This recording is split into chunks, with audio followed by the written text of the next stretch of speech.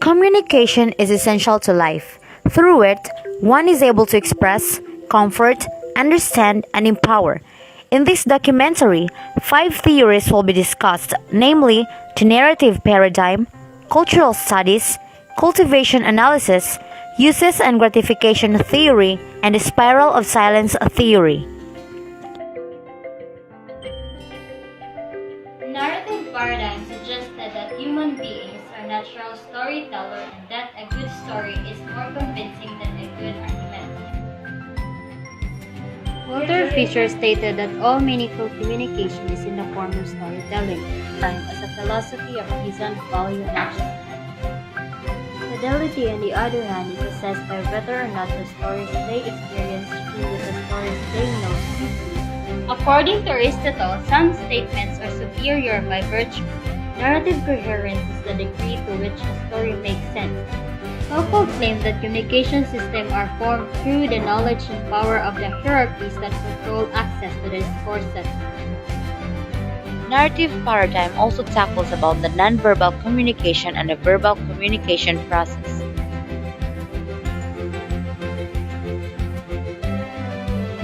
Cultural studies is an approach to studying culture that examines cultural context, elements, and impact of messages that emanate from the media. It focuses on the means by which society creates meaning and attaches it to everyday objects, life, and practices. Cultural Studies was founded by Stuart Hall in 1960s at Birmingham School in Britain. Along with Antonio Gramsci, who also contributed his ideas about cultural studies, stated that hegemony denotes the predominance of one social class over others. He believed that hegemony was reproduced in cultural life through the media to manufacture consent and legitimacy.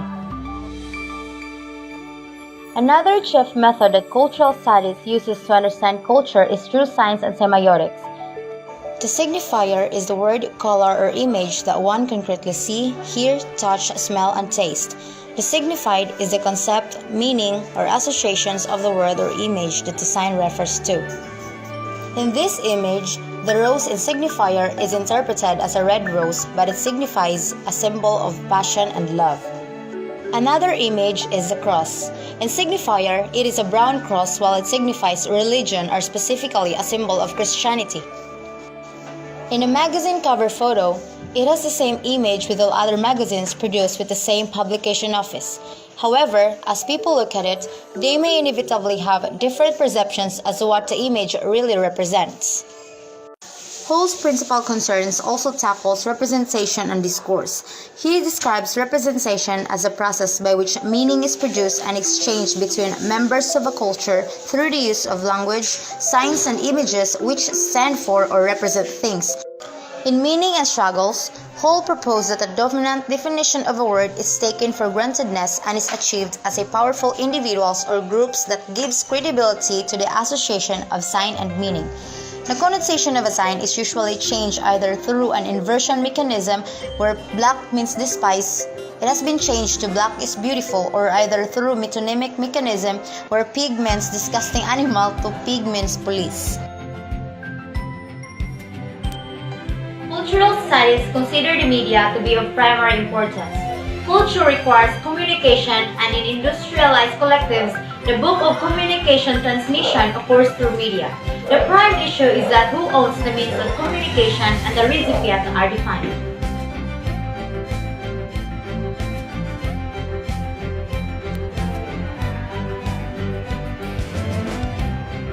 The big question is, does media influence us? Have you ever thought how media affects your life? Cultivation analysis theory was developed by George Jernigan. This theory tackles the long-term effects of television on its viewers. The theory proposes that the danger of television lies in its ability to shape not just a particular viewpoint about some specific issue, but its ability to shape people's moral values and general beliefs about the world.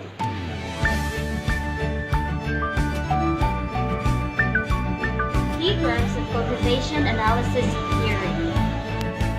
First, resonance. According to Germer, it occurs when things viewed on television are congruent with actual lived activities. For example, na! Aaminin ko na!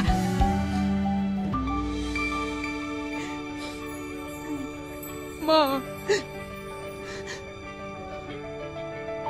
Ma, I'm sorry.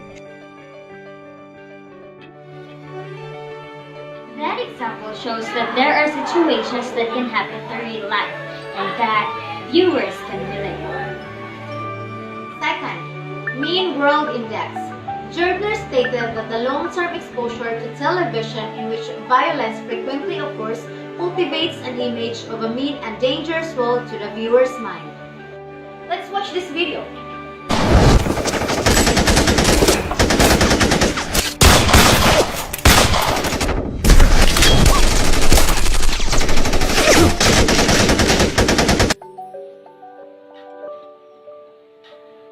The world really is a scary place.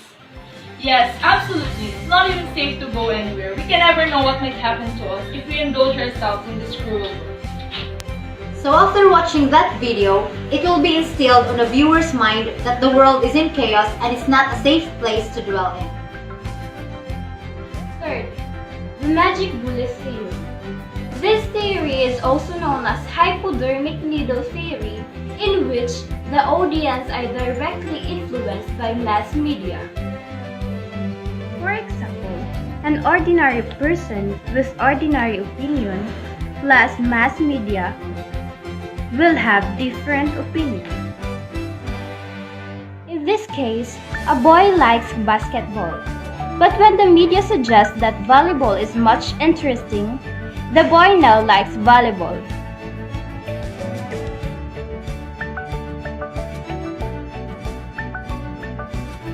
Uses and gratification theory is an audience approach that focuses on what people do with media and what media do to people. Rachel, could you please lessen your time in social media? We know it could affect our bonding time together. But Mom, I have to be active every time because my classmate and I were discussing about something. You should at least give us time. Never, Mom. Mass media provides an assumption where audience can actively seek out to satisfy their needs and become dependent to it. On the other hand, it is an easy source where audience can access and derive information easily.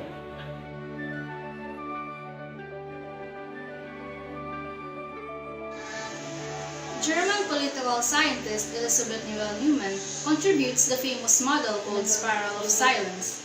The theory suggests when there is a dominant public opinion, other opposing opinions are silenced due to fear of isolation. For further explanation, here's an illustration. On one side is a majority of people expressed by media representation, and on the other side is the interpersonal interaction which support the majority opinion. Together, this lessens a person's willingness to express a differing opinion from the majority. That's why we have the spiral. The spiral effect begins because when people who are seen as representing majority opinion, often authority figures, speaks out confidently, the opposition feels a greater sense of fear of isolation and is further convinced to remain silent since they perceive themselves to be in the minority. The point being is that the spiral of silence theory discourages diverse opinion from being voiced. People don't have enough courage to speak up by having the thought that it will never be considered because their opinions are different from the majority. That is why they chose to be silent by a particular topic or situation.